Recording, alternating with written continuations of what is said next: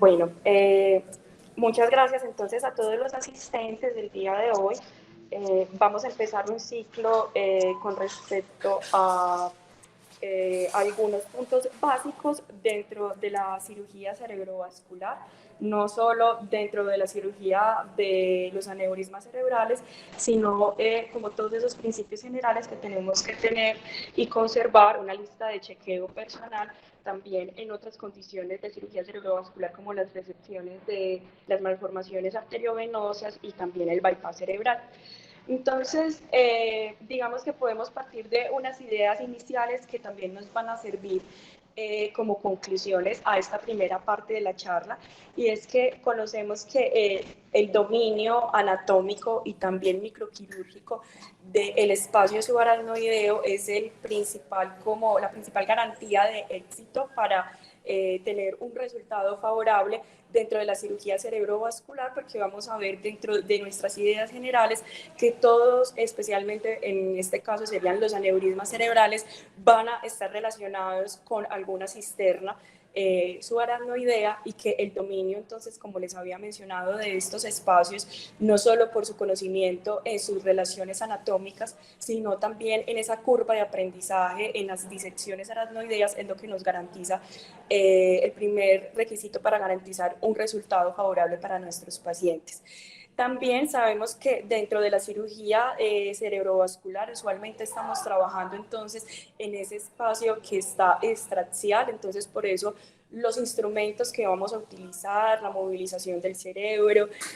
los diferentes separadores, también va a implicar una curva de aprendizaje, porque sabemos que en algún momento el uso de los retractores ya en la literatura y en las diferentes recomendaciones ha ido disminuyendo su recomendación, principalmente por esos daños que pueden ocasionar especialmente a las superficies corticales y a las venas corticales, que pueden llevar a un resultado deleterio para el paciente. Y en el tercer punto de idea inicial es que el cuidado intraoperatorio que sea como acordado entre el cirujano, el anestesiólogo y el equipo de la unidad de cuidados intensivos para los cuidados postoperatorios es un factor pronóstico en el resultado clínico de los pacientes. Entonces, esta es la agenda que vamos a tratar el día de hoy. Hoy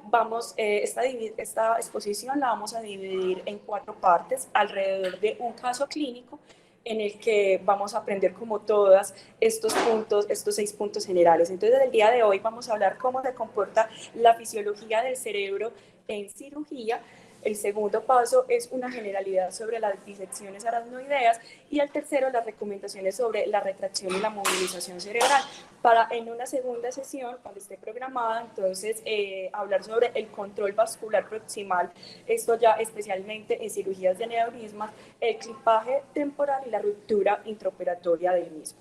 Entonces vamos a empezar con un caso clínico, que es un caso clínico muy ilustrativo, porque yo creo que tiene como todos esos puntos de lo que debe ser llevado el paciente. Este es un caso clínico que tuve la oportunidad de compartir con el doctor Francisco Londoño hace ya un poco de 1 año y medio. Se trata de un hombre de 67 años que se desempeña como taxista, y de hecho pues la historia de él es muy curiosa porque él iba manejando y lo que recuerda que le sucedió es que él sintió que se iba a chocar. De hecho pues era como muy tarde, un sábado en la noche, iba solo, sintió que se iba a chocar y no recuerda qué pasó. Luego despertó, vio que había chocado como contra la cuneta del Metroplus, dejó como pudo el taxi parqueado y se bajó caminando para las urgencias del hospital, que quedaban más o menos a unas 5 o 6 cuadras.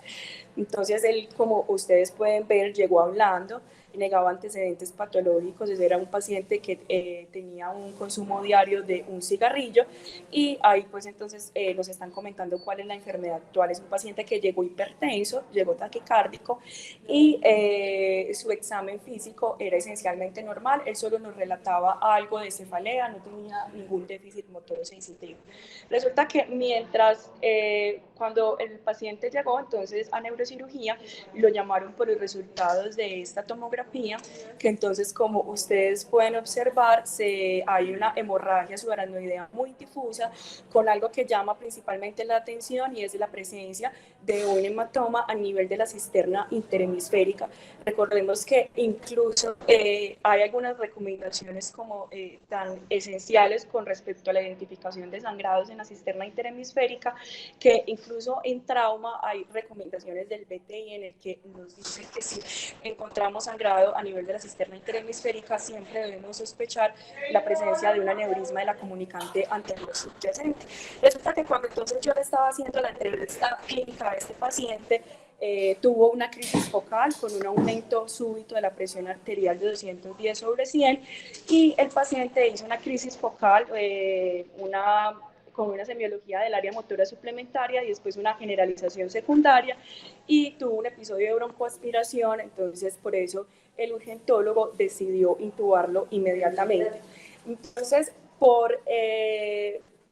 las características de la convulsión y por el deterioro positral, decidimos nuevamente entonces repetirle la tomografía, obviamente lo impregnamos con fenitoína y lo trasladamos a la unidad de cuidado intensivo. Resulta que entre esta tomografía que les mostré anteriormente y esta que les estoy enseñando acá, no hay una diferencia de 1 hora. Y en ella ya podemos observar algo muy diferente, ya empezamos a ver sangre en el cuarto ventrículo, vemos que hay un aumento significativo de ese hematoma a nivel de la cisterna interhemisférica que incluso ya drena hacia el asta frontal izquierda, del ventrículo. Entonces, estamos dentro de un contexto de un aneurisma con resangrado. Ya teníamos un paciente clasificado como un Hunington de 1, un WGNS de 1, es decir, que había ingresado con las mejores escalas pronósticas, pero ya en el contexto de un resangrado tan temprano al inicio de los síntomas. Entonces, ya eso nos cambia el pronóstico. Entonces, le solicitamos a este paciente una tomografía emergente. Les pido disculpas por haberles traído pues como una imagen que es como tomada, no pues como de una manera ideal, pero sí no pude obtener los originales de la angiografía, pero podemos observar aquí las medidas de un aneurisma con signos de ruptura en el territorio de la comunicante anterior, que de acuerdo entonces a la relación que logramos medir es de 3.7 por 4.68. Entonces este paciente fue llevado a cirugía. No sé por qué dice que no se puede reproducir el video. No. Bueno, aquí en el iPad no se puede reproducir, pero lo que les quería mostrar en este video es que hay una identificación, este video es del microscopio, y se había dado la identificación del aneurisma, ya se iba a realizar un clipaje y durante el clipaje hubo una ruptura intraoperatoria del mismo. Entonces, como les había mencionado inicialmente, pues como dentro de la agenda ya vamos a tener lo que habíamos mencionado de la ruptura intraoperatoria, entonces para la siguiente sesión prometo arreglar este video. Entonces, vamos a empezar con el primer tema y es cómo se comporta la fisiología cerebrovascular en una cirugía precisamente del sistema cerebrovascular. Entonces sabemos que la regulación del flujo sanguíneo cerebral no solo ocurre a nivel de las arteriolas y a nivel de la microcirculación vial, que usualmente ocurre en todos los órganos, sino que también el sistema nervioso simpático actúa en la regulación del calibre y la fisiología de las grandes arterias cerebrales, especialmente aquellas que implican una circulación terminal. Entonces, sabemos que el cerebro, en términos de comparación con otros órganos, tiene la demanda de gasto cardíaco más grande, casi de un 23%, relacionado con los gramos o los kilos de peso que tiene este órgano en comparación con otros sistemas. Entonces, en la distribución del metabolismo cerebral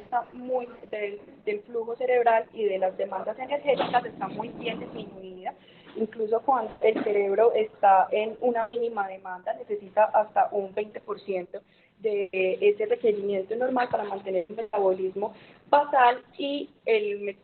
las implicaciones o las ganancias que tiene que hacer de demandas energéticas puede aumentar hasta en un 70% cuando hay una activación o cuando hay unas condiciones especiales, por ejemplo, en este contexto quirúrgico. Entonces, como les había mencionado, el cerebro entonces tiene unas áreas de, no toda la corteza siempre está activa y requiere la misma irrigación, sino que hay unas áreas de activación cerebral, incluso en condiciones normales fisiológicas, por eso les comparte como esta resonancia donde se identifican las áreas de activación cortical, por ejemplo, en las personas cuando sienten miedo, y esta distribución del flujo sanguíneo se da gracias a la autorregulación cerebral y depende mucho no solo de la presencia de la presión parcial de oxígeno que tenga el paciente, sino también al metabolismo que se haga del dióxido de carbono y a la presión de perfusión cerebral, que como sabemos depende exclusivamente de dos cosas, la presión arterial con la presión intracraneal. Entonces, ya desde el punto de vista molecular, sabemos que el cerebro tiene unos mediadores del tono vascular, que básicamente son muchos, pero que les quise compartir estos que son los que más se han estudiado, principalmente en el contexto de una hemorragia subaracnoidea. El de ellos es el óxido nítrico, en el que podemos ver que es el que más nos contribuye a la vasodilatación cerebral y que hasta el momento es uno como de las sustancias más estudiadas porque se ha visto que hay una producción suprimida en el contexto de un paciente con una hemorragia subaracnoidea y entonces se crea que tiene un papel fundamental en el desarrollo y en el pronóstico del vasoespasmo que pueden hacer posteriormente los pacientes. Otro es el monóxido de carbono, que es como el residuo que queda luego pues de la síntesis de, y lo que se recibe de oxígeno gracias a los eritrocitos. Entonces sabemos que hay una relación directa del monóxido de carbono con el óxido nítrico y que este es el que toma o releva el papel del óxido nítrico en los pacientes que tienen un contexto de isquemia. También hay unos mediadores celulares que para nosotros son muy importantes y que vamos a hablar de ellos especialmente en el contexto de la protección cerebral que se tiene que hacer de los pacientes cuando se hace un equipaje temporal, y es principalmente esa tormenta de citoquinas mediadas por el calcio, y por eso es uno de los también como objetivos terapéuticos que se utilizan con el nimodipino precisamente para evitar ese influjo de calcio y que desde el punto de vista teórico debe también impactar en el pronóstico del vasoespasmo. Y como siempre, entonces también tener un papel del sistema nervioso simpático de las catecolaminas en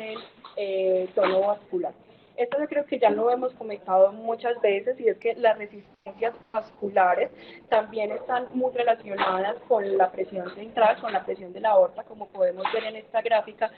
la resistencia de la aorta es muy similar a tanto la resistencia de la arteria carótida como en la resistencia de las arterias cerebrales, y que empieza a disminuir un poco en lo que son las superficies pial, y obviamente entonces va disminuyendo esa presión de resistencia ya en las arteriolas, los capilares y por último en las venas puentes. Sin embargo, en los pacientes que tienen un aumento de la presión intracraneana, tenemos que tener en cuenta que hay un aumento en la resistencia de un flujo venoso distal, porque como medida de compensación, todas esas venas puente que nosotros creeríamos se colapsarían por el paciente con presión y hipertensión intracraneana, en realidad se abren, y en realidad la hipertensión venosa está a nivel de la vena yugular. Entonces esto para nosotros es muy relevante porque cuando vamos a operar a un paciente con una hipertensión intracraneana, por ejemplo, digamos en un contexto agudo, en una craniotomía descompresiva o un ISM maligno, es esperable el abundante sangrado del cuero cabelludo y del cráneo, precisamente por estos cambios de aumentos de la hipertensión venosa. Sabemos entonces que en condiciones fisiológicas normales toda la autorregulación cerebral se pierde cuando tenemos a un paciente con unas cifras tensionales demasiado elevadas, especialmente con sistólicas mayores a 160, excepto que el paciente sea un hipertenso de base, y que también se pierden estas condiciones cuando tenemos a los pacientes hipotensos. Entonces, ¿qué implicaciones clínicas tiene este mecanismo de autorregulación cerebral, y es que sabemos que precisamente para no impactar en la vasodilatación venosa, que ya sabemos que también aumenta la presión intracraneana, entonces debemos de tener una presión de perfusión constante y también un paciente normocámnico. Sabemos que en la resistencia cerebrovascular en los pacientes que tengan tanto un trauma agudo, que tengan isquemia, que tengan sangrado, e incluso en los pacientes con tumores cerebrales está disfuncional. Por lo tanto, entonces, tratar de conservar todas estas variables fisiológicas del paciente en el contexto quirúrgico y también en el cuidado posoperatorio son fundamentales, y precisamente como cada vez estamos operando pacientes de mayor edad, entonces tendríamos que tener en cuenta de los pacientes hipertensos que esas medidas deben ser individualizadas, porque como sabemos el desplazamiento de la curva de la resistencia vascular va hacia la derecha y en ellos cambia el contexto de la respuesta a la hipertensión. Entonces, sabemos que también la hipotensión impacta directamente en el resultado clínico, y como les había mencionado, entonces la gran conclusión a esta diapositiva es que la autorregulación y las metas fisiológicas a las que tenemos que llevar a los pacientes deben ser individualizados en la unidad de cuidados intensivos. Entonces, como les había mencionado, esas características fisiopatológicas van a cambiar en el paciente que tiene alguna condición, especialmente en aquellos que tienen una hipertensión intracraneana.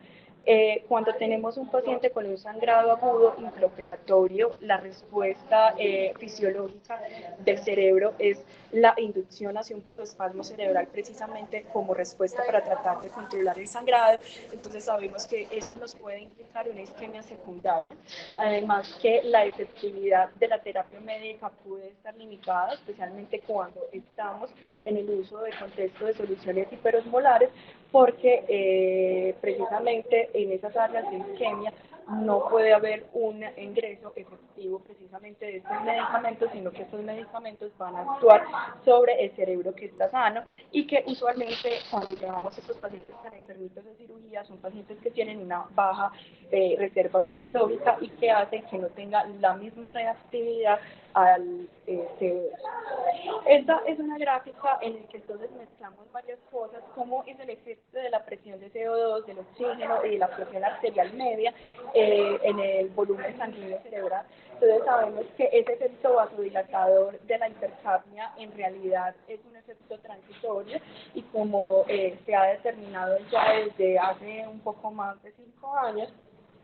es algo que está proscrito en el uso y manejo de la presión craneana, excepto cuando son condiciones emergentes, en el que implica que el traslado del paciente a un quirófano donde se va a hacer el manejo de la hipertensión intracraneana aguda, pues no va a superar más de un periodo de 30 minutos, porque precisamente ya a los 30 minutos la vasodilatación nos puede inducir un aumento de la presión intracraneana. Los efectos entonces también vasoactivos del CO2 no solo van a estar relacionados en una curva de tiempo, sino que también están directamente relacionados con el pH del paciente, es decir, que si tenemos pacientes que están acidóticos, por ejemplo, en los pacientes que tienen una hiperglicemia, en los diabéticos no controlados, estos efectos se van a potenciar y con ello aumentar la hipertensión venosa de estos pacientes, y con ello consecuentemente aumentar la hipertensión intracraneana de este paciente. Y sabemos que entonces hiperventilar a los pacientes no solo induce esa respuesta rápida, pero que después termina haciendo una respuesta de rebote, y no está la recomendación de que la hiperventilación de estos pacientes sea sostenida, porque sabemos que en la regulación del sistema ácido-base, básicamente las regulaciones renales van a empezar en un periodo de 6 horas, y que esto entonces también nos puede inducir cambios en el pH que impacten precisamente en el efecto terapéutico que aparentemente estamos buscando. Otra de las condiciones que también tenemos que tener en cuenta, de pronto como cirujanos no vamos a estar muy familiarizados con ella, porque es más pues del dominio de anestesia, pero que nosotros debemos de conocer principalmente, y más si de pronto estamos en un contexto donde no haya mucha experiencia en el manejo del paciente neuroquirúrgico. En esta gráfica entonces estamos mostrando cómo se comporta el metabolismo cerebral de acuerdo a esas demandas basales, y que nosotros queremos llevar a nuestro paciente, si lo estamos ante un contexto de iniciar una protección cerebral, llevarlo a su metabolismo basal mínimo para con ello hacer una protección. Entonces, Daniela, tenemos que el Daniela, medicamento opioide, sí, perdón. acércate más Hola. al micrófono, que hay mucha bulla en el fondo y no se te escucha bien. Ok, ahí escuchan bien. Sí, pero acércate bastante porque hay mucha bulla de fondo. Ok, entonces, como les venía mostrando, los medicamentos opioides entonces van a atenuar esa respuesta simpática, entonces digamos que dentro de cirugía van a tener una ventaja y es que como van a atenuar esa respuesta simpática fisiológica, entonces la estimulación, pues el estímulo quirúrgico intraoperatorio nos va también a ayudar a esa estabilización hemodinámica. Sabemos que dentro de los gases anestésicos con unas incluso concentraciones mínimas puede dar un efecto paradójico en el flujo sanguíneo cerebral de una manera regional, especialmente a los pacientes que están relacionados o que tienen como un síndrome, pues yo debo bautizar así como un síndrome compartimental cerebral, por ejemplo, en los pacientes que tienen un tumor de fosa posterior. Entonces, por eso también hay que tener cuidado con el uso de estos gases y también en los bloqueadores neuromusculares. Si bien ninguno de ellos ha demostrado que haga realmente un impacto dentro de la presión intracraneana, sí hay que tenerlos en cuenta dentro del metabolismo y de la relación que tiene con otros anestésicos. Por ejemplo, hablando de esos anestésicos, la ketamina ha sido uno como de los más interrogados recientemente, porque antes se tenía que era un medicamento que estaba contraindicado en los pacientes con hipertensión intracraneana en trauma. Sin embargo, se ha encontrado que tiene un efecto neuroprotector porque dentro de los mecanismos de acción de la ketamina está el bloqueo del receptor de glutamato y esto también nos ayuda a mantener, porque usualmente esa inducción a la hipertensión nos mantiene la presión de perfusión cerebral, porque no solo nos va a reducir la presión intracraneana, especialmente en los pacientes que están en ventilación mecánica. Bueno, ya hablando entonces de las soluciones osmóticas, entonces sabemos con las soluciones osmóticas que el manitol es un medicamento que si bien nos va a impactar en el manejo de la presión intracraneana, también nos va a impactar si el paciente está hipotensio y en la inducción de una diuresis osmótica. Por lo tanto, es un medicamento que hay que mirar con lupa cuando a veces estamos o le pedimos el favor al anestesiólogo que nos administre el manitol, porque si bien está la ventaja que nos aumenta el flujo sanguíneo en regiones hipoperfundidas, también está la desventaja que nos puede comprometer la presión arterial y con ello entonces comprometer la presión de perfusión cerebral.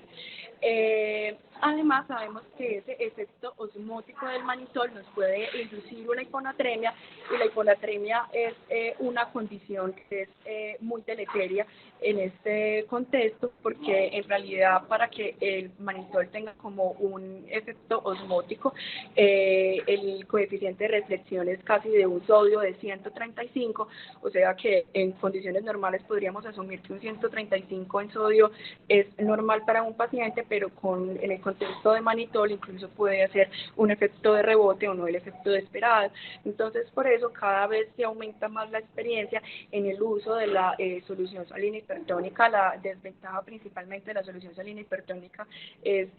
la necesidad de tener un catéter venoso central para su administración, porque sabemos que el principal efecto está con las soluciones preparadas al 7,5 y también pues que hay que hacer un seguimiento muy estrecho del sodio y de la osmolaridad plasmática con el uso de estas soluciones. Sin embargo, aunque no se ha demostrado una diferencia desde el punto de vista de mortalidad, sabemos que la solución salina hipertónica en los diferentes ensayos sí ha demostrado que en número neto disminuye más la presión intracraneal. Bueno, ¿cómo entonces actúa un cerebro como respuesta a la isquemia? Entonces sabemos que la respuesta por todas estas condiciones fisiológicas que hemos hablado, entonces va a ser variable en cada uno de los pacientes. Por ejemplo, en pacientes que ya tienen una circulación colateral muy fortalecida, por ejemplo, en los pacientes con enfermedad de Moya-Moya, pues entonces la respuesta a la isquemia va a ser mucho más prestada en el contexto de que tiene una circulación colateral muy muy importante. Sin embargo, entonces, en esas áreas donde ya el cerebro se ha adaptado a una insuficiencia vascular, que hay una circulación colateral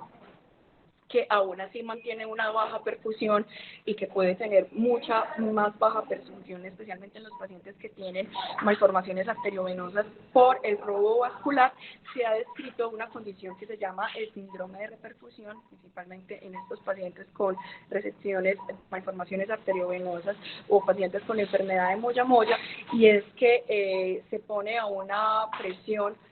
que nosotros consideramos fisiológicamente normal a un área cortical que ya está adaptada a áreas de baja perfusión o con una presión de perfusión cerebral mucho más baja. En esto lo que se ha encontrado son casos descritos de pacientes que desarrollan edema cerebral o hemorragia por esa pérdida o desensibilización de las arteriolas y que puede ocurrir en cualquier contexto de cirugía cerebrovascular, aunque principalmente se ha descrito en este tipo de pacientes.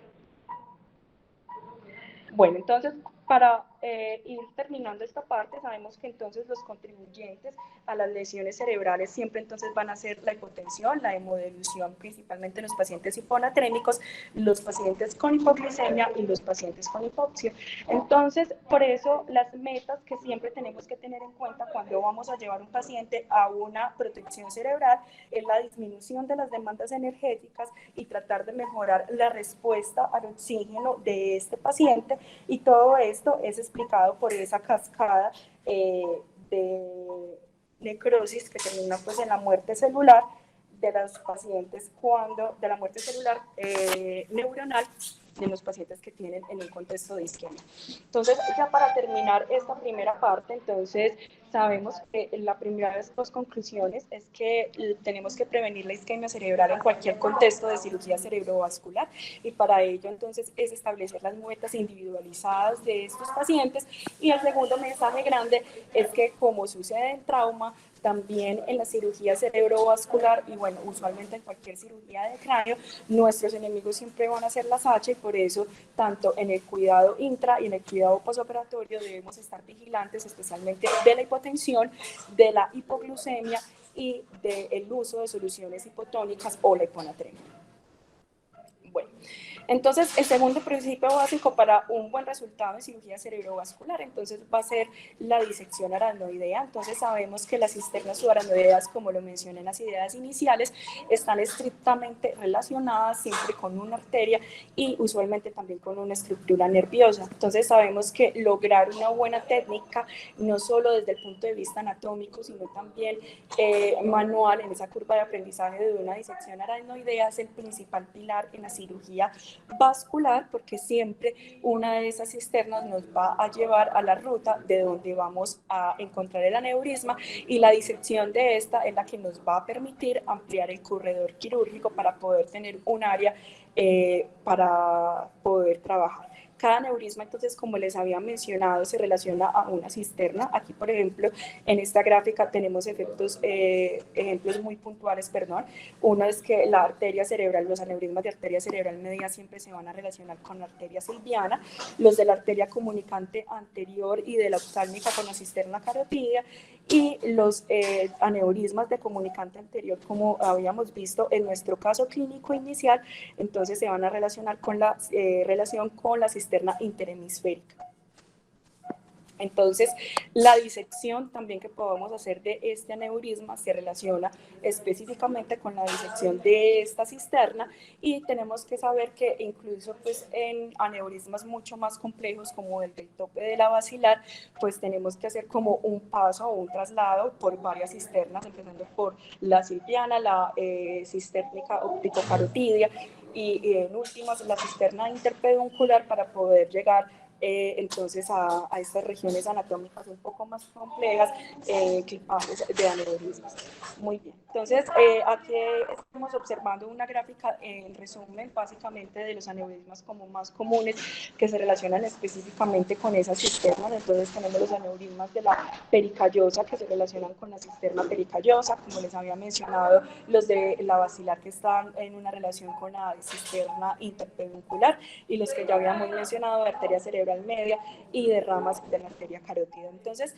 cuando tenemos el árbol vascular, y por eso es el diseño de esta diapositiva, es porque las cisternas precisamente son un árbol arterial y cualquier arteria que nos encontremos es la que va a estar directamente relacionada o nos va a llevar al camino hacia el polígono de Willis y específicamente pues entonces al aneurisma que estamos con intención a tratar. Entonces la ubicación generalmente dentro de las cisternas, las ubicaciones de las arterias están precisamente hacia un espacio mucho más central y por lo tanto ese es el plano de separación que nosotros tenemos que tener en cuenta dentro de la cisterna, que la arteria discurre generalmente hacia un plano mucho más central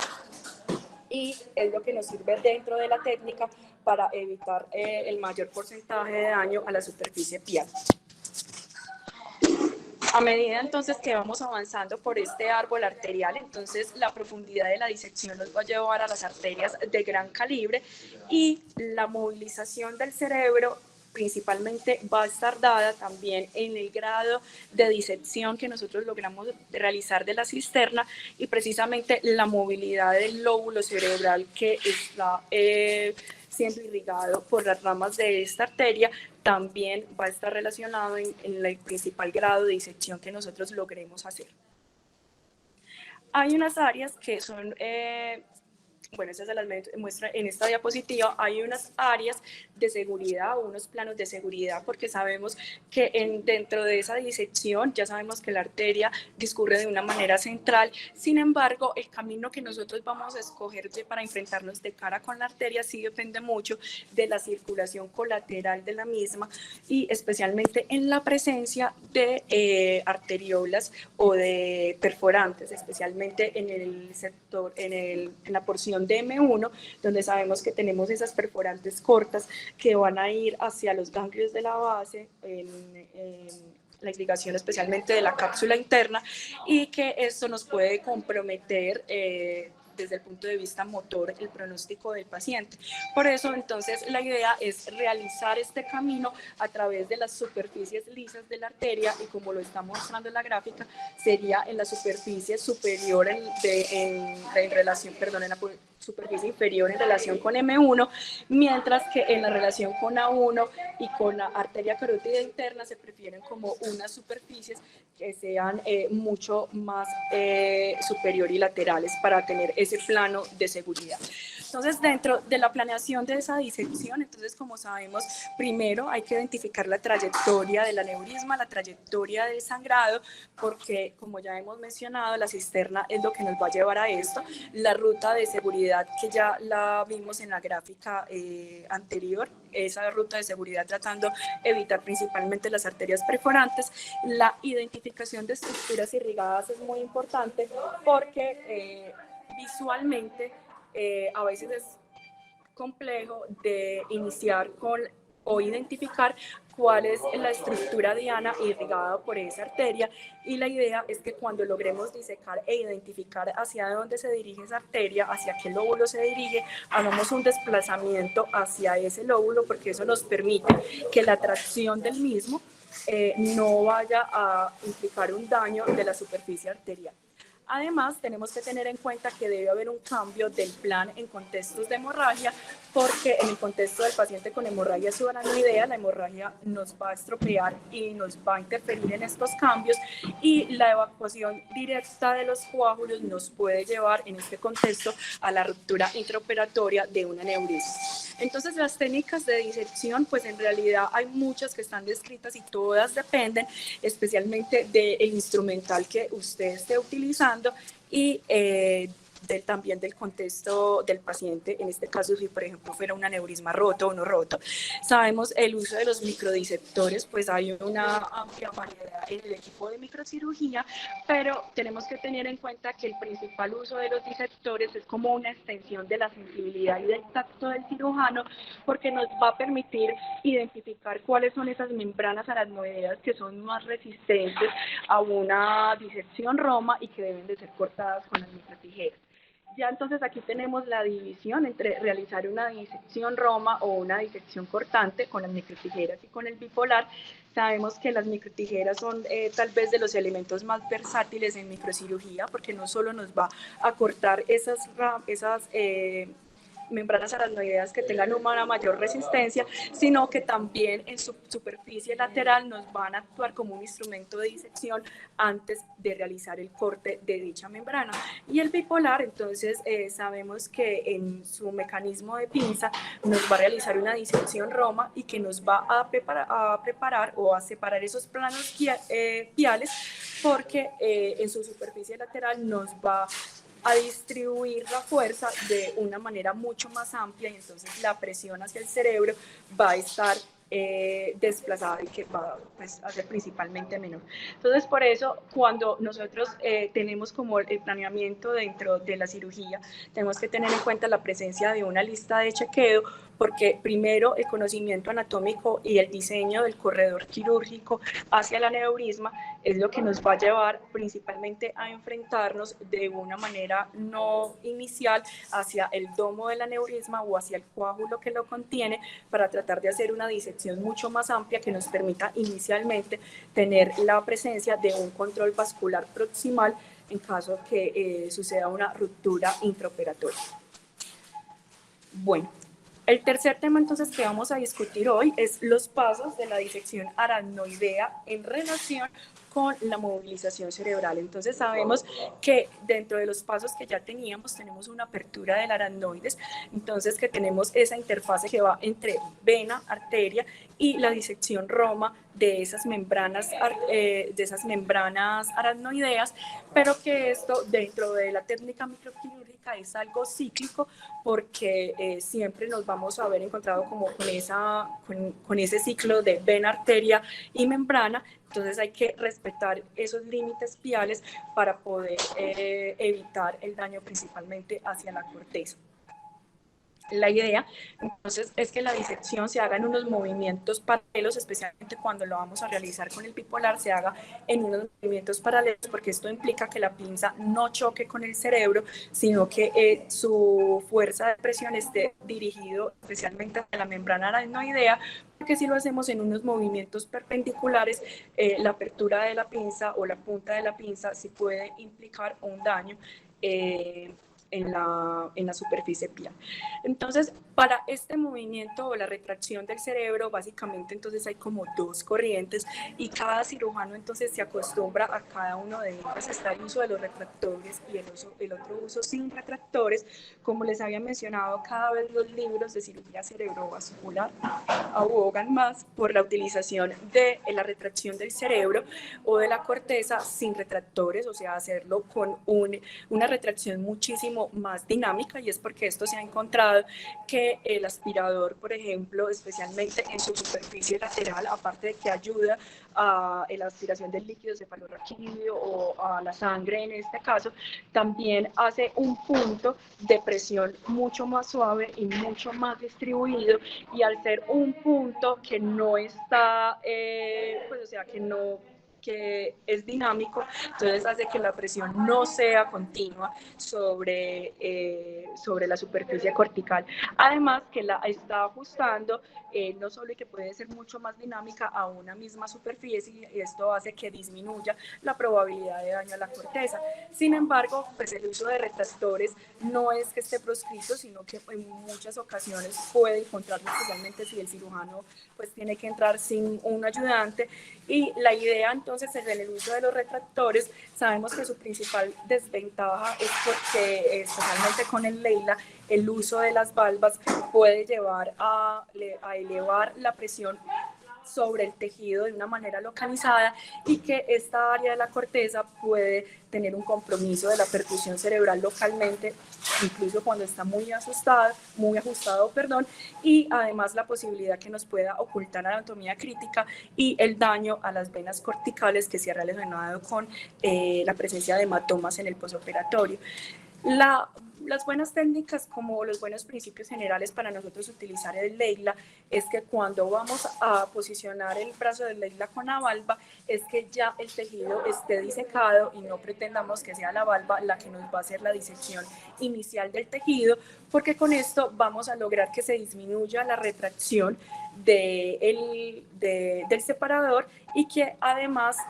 utilicemos una banda muchísimo más ancha y obviamente Roma para que la distribución de la presión sea mucho más amplia sobre el cerebro y no se localice solo en una parte y se pueda distribuir las fuerzas dentro de la superficie cortical. Entonces aquí tenemos un ejemplo de una gráfica que encontré en el que hay un uso de un separador dinámico, perdón, de un separador fijo, que este sería pues como una valva, por ejemplo, de un brazo de Leila, y en el uso del bipolar en que nosotros podemos ver que básicamente estamos exponiendo la misma estructura que podemos ver muy similar, haciendo incluso el uso de una retracción dinámica. Entonces, sin embargo, pues al lado de la retracción con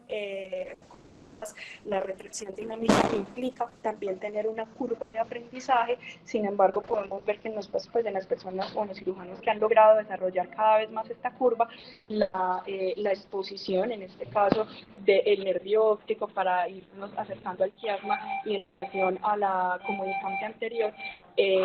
puede ser muy similar cuando utilizamos retractores dinámicos como el bipolar y el aspirador solamente. Tenemos que tener en cuenta entonces ese vector de movilización, porque precisamente hacia donde nosotros vamos a realizar la disección y también más cuando vamos a utilizar una retracción física, por ejemplo, con un brazo de Leila, es tener como la posibilidad de la ayuda también de la gravedad, porque la gravedad o la posición en el cabezal del paciente y también pues el mismo, entonces nos va a abrir las fisuras cerebrales y con ello va a disminuir mucho más la tensión del parénquima.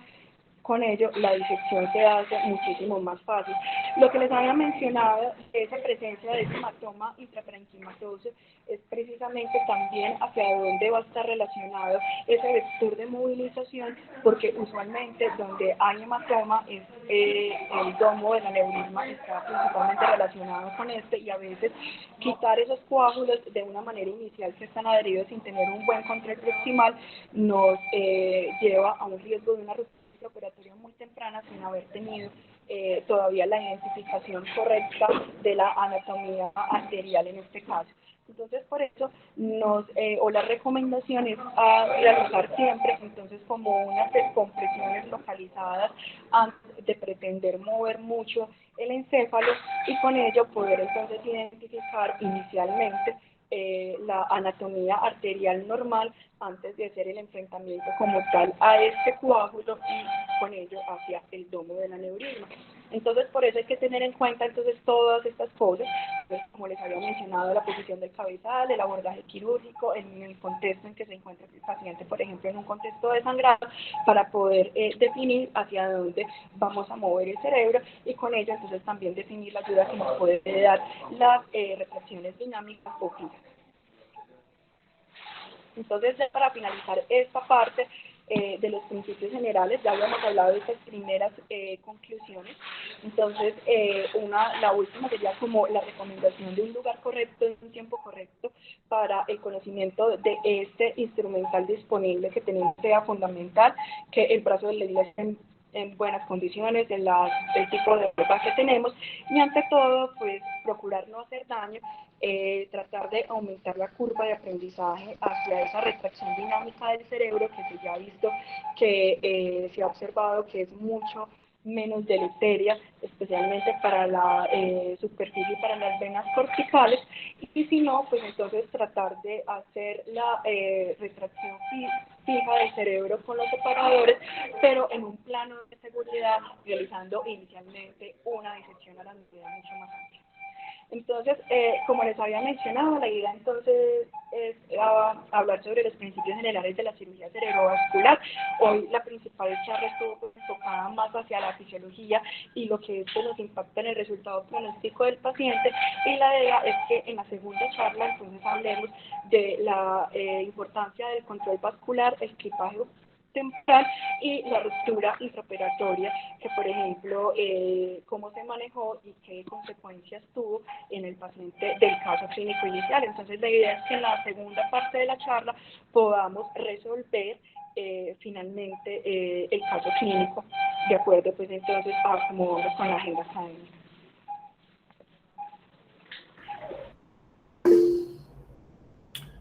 Muchas gracias, Daniela.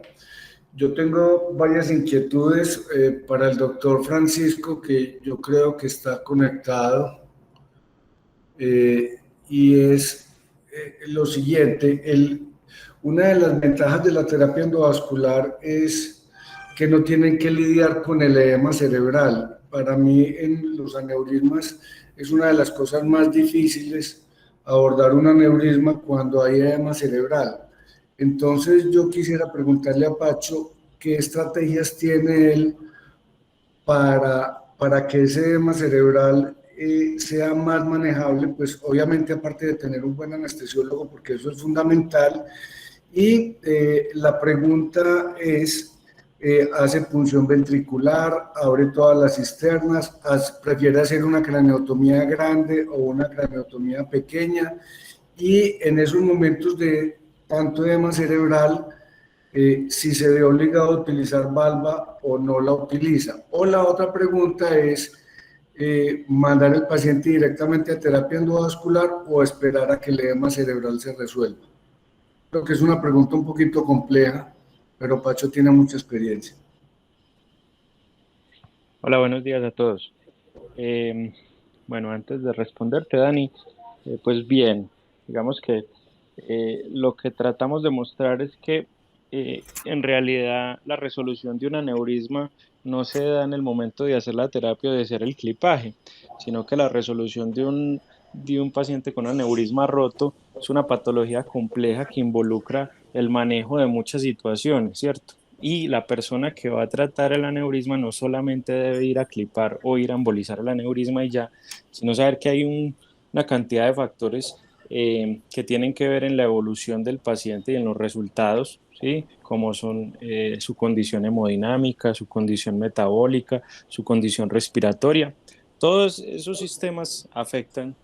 su condición de pH, afectan directamente los resultados. Entonces, este paciente del caso clínico llegó en muy buenas condiciones, pero tuvo un resangrado y rápidamente se complicaron todos sus sistemas, ¿cierto? Presentó una hipertensión intracraneana, una hipertensión arterial, un aneurisma desde el punto de vista quirúrgico complejo, comentaba en su momento con terapia endovascular y también era un aneurisma difícil de tratar por terapia, según lo que discutimos,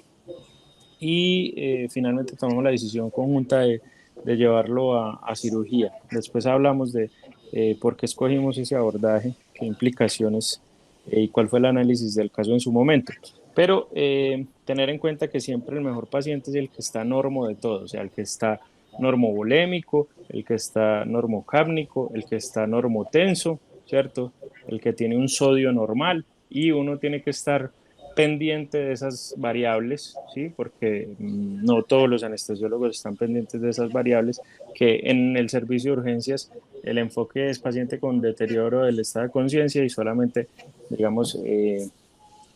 la prioridad es proteger la vía aérea, así debe ser, ¿cierto? Pero hay que estar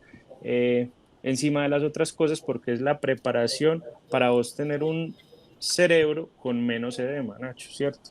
Entonces, si vos tenés un paciente normotenso, ¿sí? Y un paciente normovolémico, va a ser un paciente en el que va a ser más fácil de manipular el cerebro, ¿ok? ¿Qué estrategias usamos para mejorar el edema? El edema está generalmente relacionado con la escala de Juni-Hess. Entonces, entre más alto esté el Juni-Hess o el WFNS, pues más edema va a tener el paciente. Entonces yo prefiero siempre hacer craniotomías convencionales, o sea que no hago abordajes mínimamente invasivos en pacientes con aneurismas rotos, incluso aunque su Juni sea bueno. Hay personas que cuando el aneurisma está roto, pero el Juni es 1 o 2, hacen mini craniotomías. Yo prefiero no exponerme a ese riesgo, porque esa condición puede variar y porque el aneurisma roto tiene más posibilidades de hacer ruptura intraoperatoria que un aneurisma no roto. Segundo, de entrada no pongo ningún separador, sino que hago disección subaracnoidea hasta las cisternas y hago un drenaje de la cisterna en la que esté el aneurisma lo más ampliamente posible. Si es muy difícil de realizar la disección aracnoidea por el edema cerebral, hago punción ventricular o dejo catéter ventricular externo del lado contrario. Eso mejora muchísimo eh, la disección y es cierto que es clave usted tener un cerebro que pueda manipular. El uso de osmóticos, también los uso normalmente cuando preveo que, como en este caso que es un paciente que va a tener edema cerebral, media hora antes o en la inducción anestésica ponemos 300 centímetros de manitol. Cuando antes de abrir la dura, se supone que el tiempo ideal para poner el manitol es 30 minutos antes de usted abrir la dura para poder obtener el efecto antiedema óptimo. Si usted lo pone cuando ya está haciendo la cirugía, va a ser difícil que usted vea en realidad un efecto muy marcado. Y la solución salina hipertónica también podemos usar a un centímetro por kilogramo al 7.5. Idealmente, hay instituciones donde viene preparada, otra donde hay que prepararla. Y una medida que se aproxima a esos mil equivalentes es la mitad de natrol y la mitad de solución salina. Digamos que esa es una buena dilución cuando usted no tiene la solución salina preparada. Entonces, en ese caso, sí se puede administrar en el momento de usted hacer la cirugía porque el tiempo de acción es mucho más rápido. Entonces, esos son como los pasos para manejar el cerebro hematizado, evitar la retracción colvalva porque a veces pierde uno el plano aracnoideo y el cerebro,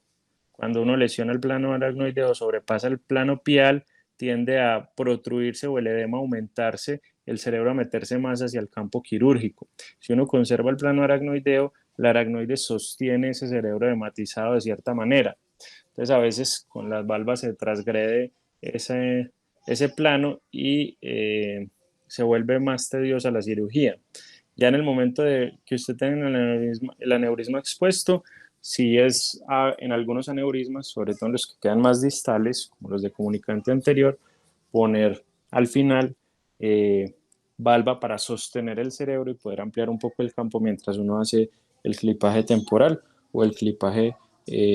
definitivo. Entonces, Dani, lo que nos está hablando es que usted tiene que tener en mente su paciente mucho antes de ir a clipar el aneurisma, ¿cierto? Usted tiene que tener en mente todas esas variables y saber cómo controlarlas a su favor para tratar de disminuir el daño cerebral secundario, que al final es lo que mata a los pacientes o lo que los complica, ¿cierto? Tener en cuenta cuando el paciente está haciendo una hidrocefalia, puede hacer la intraoperatoria, cuando el paciente tiene un resangrado, cuando hay un hematoma intraoperatorio o un hematoma en el lecho, o un hematoma como en este caso por resangrado, ¿cierto?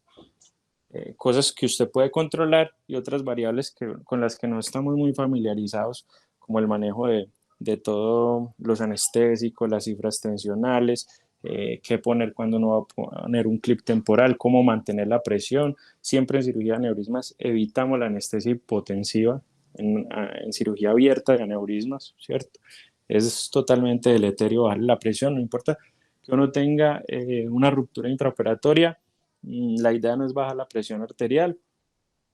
En casos muy extremos se utiliza la adenosina, hasta ahora no la he tenido que utilizar. Y finalmente, pues tener muy en cuenta la disección aracnoidea, que yo creo que es la clave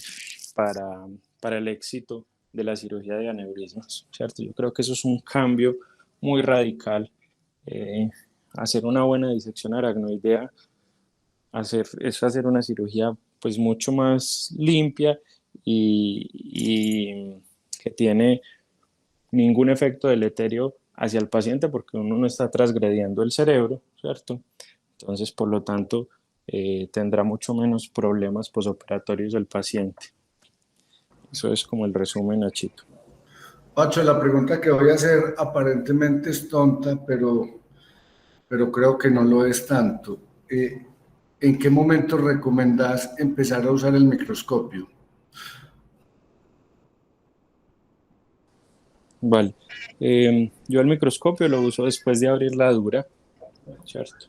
Ese es el momento para mí ideal. Hay gente que abre la dura con microscopio, tampoco está mal. Pero después de abrir la dura madre, en ese momento ya, digamos, cambia el tamaño de la succión, cambia las pinzas de bipolar, abrimos la aracnoides con un instrumento cortante inicialmente. Hay tres tipos de disección del aracnoides. Uno es cortante, que lo usan mucho los japoneses, ¿cierto? Otro es el romo, que digamos es la técnica eh, reina que dejó el doctor Yasar Hill, y finalmente uno mixto, ¿cierto? Hay cirujanos que solo usan cortantes, los japoneses solo usan disección cortante, muchos europeos solo disección roma, y hay ya la mezcla de ambas cosas dependiendo del tipo de aracnoides que tenga el paciente. No todos los pacientes tienen la misma calidad de aracnoides. Hay aracnoides mucho más difíciles de separar y otras mucho más laxas. También depende de la edad. Entre más edad, más laxo es, más laxa es la aracnoides y más fácil es la disección. Entre más joven es un poco más difícil, también porque el volumen cerebral es mayor. Entonces el momento para mí ideal de poner microscopio es después de abrir la dura. Gracias, Pacho. Adelante, doctor Cabello. Bueno, yo quería preguntar a ver si se utiliza un instrumento diferente a los tradicionales cuando se habla de retracción dinámica, o es simplemente evitar la utilización del LAILA con fuerza. Algunos neurocirujanos en mi tiempo se quejaban de que el LAILA no hacía suficiente fuerza y que se soltaba. Eso me convence entonces que el mal neurocirujano se queja de los instrumentos. Pero lo otro que no se mencionó es si todavía se sigue utilizando el drenaje por la punción lumbar del líquido cerebroraquídeo, no oí que se hiciera eso. Esas son las preguntas que tengo. Profe, entonces la retracción dinámica se refiere a la separación del cerebro sobre el plano aracnoideo con la cánula de aspirar, ¿cierto? Entonces, para eso hay que regular, digamos, la aspiración. Si uno tiene una aspiración muy fuerte, pues va a transgredir ese plano y va a aspirar el cerebro, y ahí se va a enredar la cirugía, ¿cierto? O sea, hay que aprender a regularle la fuerza de aspiración desde la salida del aire y también con la cánula, ¿cierto? O sea, no tener siempre ocluido el orificio, sino en los momentos que uno necesita aspirar ocluye el orificio, pero en los que necesita solo separar, pues no hay que ocluirlo porque ahí va a empezar a transgredir la aracnoides. Entonces, no, parece como muy sencillo, ¿cierto? No, pues es simplemente poner el aspirador y separar con él, pero en realidad requiere un poquito de tacto y de entrenamiento para cambiar el chip de separar con la valva y empezar a separar con el aspirador. Porque usted con el aspirador es difícil que esté mucho tiempo en un solo punto, sino que usted tiene que ir haciendo movimientos en el mismo eje del aracnoides, o más bien en el eje contrario del aracnoides, ¿cierto? A medida que abre el aracnoides con el bipolar o con la microtijera, entonces esa retracción fija parece que es lo que ocasiona problemas, sobre todo compresiones venosas que hacen infartos locales y aumentan el cerebro. Eso es como la teoría de por qué la retracción estática no es tan buena. Entonces, o por qué genera algunos daños o algunos inconvenientes que se ven en el posoperatorio o en el transoperatorio. Entonces, la técnica es con el mismo separador usted hacer su corredor por el que va avanzando, ¿cierto? También me he dado cuenta que a veces la valva impide la visualización adecuada del plano, ¿cierto? Y el aspirador suave o con técnica va abriendo el camino por el que uno necesita irse. Esa es como la primera pregunta. ¿Cuál fue la otra pregunta, profe? No, entonces no es retracción dinámica, sino aspiración dinámica. Y la otra es... No, es retracción porque es que usted retrae el cerebro no con la punta del aspirador, sino con el cuerpo del aspirador. Y aspira solamente en el fondo donde usted va a abrir la aracnoides. Bueno, O y sea la que es segunda... como si el aspirador le sirviera de leila, pero es un leila que usted va moviendo de acuerdo al punto donde usted va trabajando. Muy bien. Y la otra pregunta es la Y lo punción otro es... lumbar, Pacho. La punción lumbar, pues en aneurismas, digamos, como normalmente está, está abierto un sitio por el cual pasar un catéter ventricular. Yo para esta cirugía específicamente no uso dren lumbar externo. Todavía hay cirugías para las que sí se usa el dren lumbar externo, sí, claro, es de bastante utilidad. Para otro tipo de patologías, digamos, sobre todo para tumores, yo lo uso frecuentemente, es muy útil, tumores de la base del cráneo para evitar la retracción,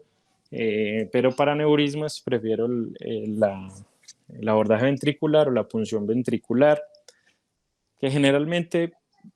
conlleva dejar una derivación ventricular externa, porque si el cerebro estuvo así, es porque en el posoperatorio pues el paciente va a tener edema cerebral y pues la derivación ventricular externa es una medida eficiente para uno controlar el edema cerebral posoperatorio y saber cómo está la presión intracraneana del paciente. La pierna. Muchas gracias, Pacho. ¿La evaluación se hace en la presentación de la tarde o en esta? En esta, doctor, en esta, denme un segundito. Esta tarde no hay presentación. Espere que ya la voy a mandar.